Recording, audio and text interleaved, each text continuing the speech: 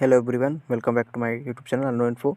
आज के इस वीडियो में बात करने वाले हैं हाई स्कूल या इंटरमीडिएट की मार्कशीट में संशोधन के लिए आपको क्या क्या डॉक्यूमेंट ज़रूरत पड़ेंगे। तो अगर आप नए हैं इस चैनल पे तो प्लीज़ चैनल को सब्सक्राइब कर लीजिए और बेल आइकन को भी प्रेस कर दीजिए ताकि मैं आगे कोई भी वीडियो अपलोड करूँ चैनल पर तो आपके पास सूचना आपके पास पहुँच जाए। तो सबसे पहले आपके पास डॉक्यूमेंट होना चाहिए विद्यालय के द्वारा एक एप्लीकेशन फॉर्म भरा हुआ होना चाहिए। वो मैं एप्लीकेशन फॉर्म आपको इसमें दिखाना चाहता हूँ।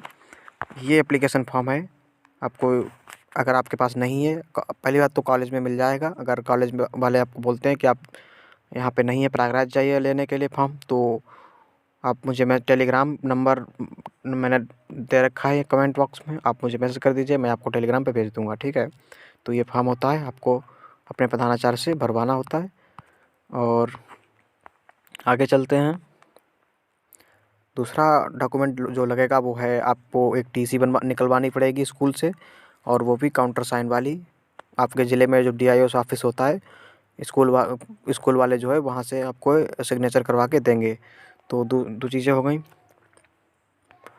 और तीसरी चीज़ जो आपको लगने वाली है, अगर आपका नाम, माता का नाम और पिता का नाम में अगर कोई दिक्कत है तो आपको एक एफ़िडेविट लगवाना पड़ेगा। एफ़िडेविट हलफनामा होता है हिंदी में, जिसे आप अपनी डिस्ट्रिक्ट में कहीं पर भी आपके आसपास जहाँ भी कचहरी है, नोटेरी में आप जाइए और वहाँ उन्हें बोल दीजिए कि मुझे मार्कशीट करेक्शन करवाना है, नाम या पिता का नाम या माता का नाम, उसके लिए मुझे एक एफ़िडेविट चाहिए।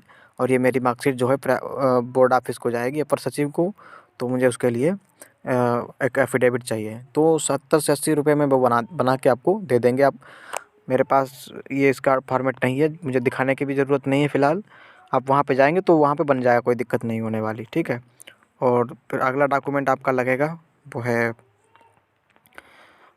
कक्षा 9। अगर 10th की मार्कशीट में करेक्शन करवा रहे हो तो आपको लगने वाला है रजिस्टर। 10th की करवा रहे हो तो 10th का एडमिट कार्ड और 9th वाला रजिस्ट्रेशन। अगर इंटरमीडिएट की करवा रहे हो तो इंटरमीडिएट का एडमिट कार्ड और 11th वाला जो रजिस्ट्रेशन कार्ड लगा होता है एडमिट कार्ड के पीछे, वो ये दोनों डॉक्यूमेंट आपको आपके लगेंगे। और अगला डॉक्यूमेंट जो है वो लगेगा आपका आधार कार्ड या फिर वोटर कार्ड या फिर पैन कार्ड, इनमें से किसी को भी आप लगा सकते हैं। अगर इतने डॉक्यूमेंट आपके पास कंप्लीट हैं तो आप मुझे मैसेज कर सकते हैं। मैं आपके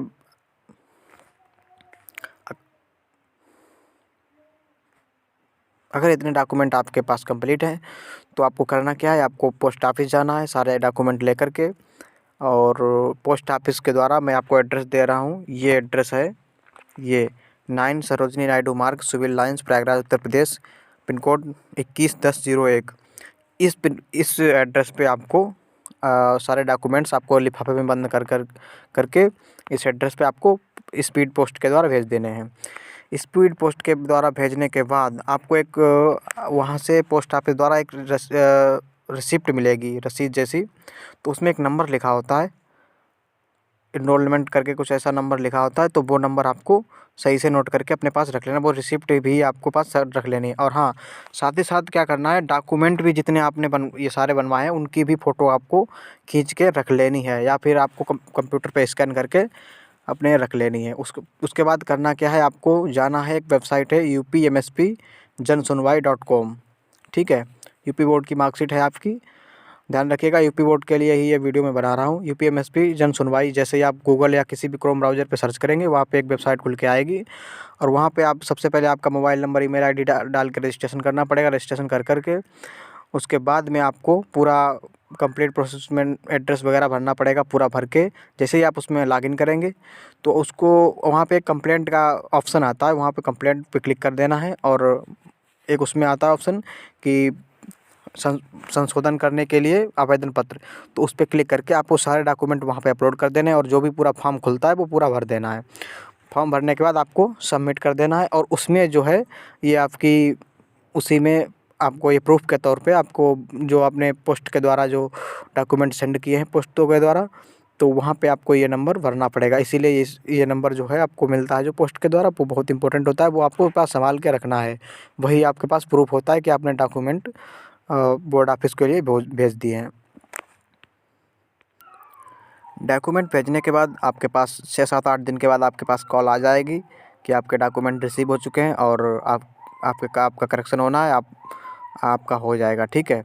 अगर आपके पास कॉल नहीं आती है, कुछ भी कोई सूचना नहीं मिलती है आपको बोर्ड ऑफिस से, तो आपको करना क्या है, तो आपको जो है जाना है, एक वेबसाइट है यूपी जन सुनवाई, ठीक है, यूपी जन सुनवाई, वहाँ पे आपको क्लिक करना है। जन सुनवाई किसी भी यूपी जन सुनवाई किसी भी ब्राउज़र पे ओपन कर लेना है। वहाँ पे आपको कंप्लेंट रजिस्टर कर देनी है कि मैंने अपनी मार्कशीट इस पते पर भेजी है और मेरी मार्कशीट में ये गलत है, मेरा रोल नंबर ये है।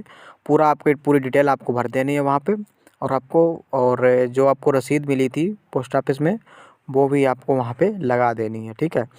तो उसके बाद आप जैसे ही वो कंप्लेंट रजिस्टर करते हो, तो लगभग 3 से 4 दिन बाद आपके पास कॉल आएगी कि आपका जो कंप्लेंट जो है पहुंच गई है और आपके मार्कशीट में करेक्शन हो जाएगा, ठीक है।